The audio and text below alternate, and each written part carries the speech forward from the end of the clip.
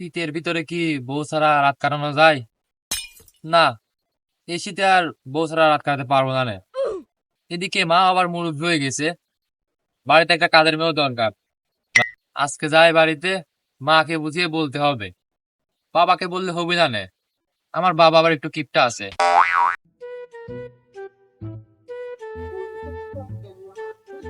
মা কই? মা আজ শীতের কথা বলছেই হবে। মা এখানে? মা, মা তো একটা কাজের মেয়ে দরকার, তাই না? হ্যাঁ, কাজের মেয়ে তো দরকার, কিন্তু এখন কোথায় পাবো?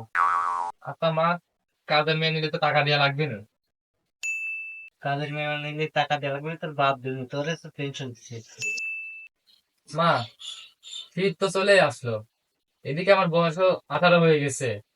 যেহেতু আমার বিয়ের বয়স হয়ে গেছে, আমাকে একটা বিয়ে করাই দাও।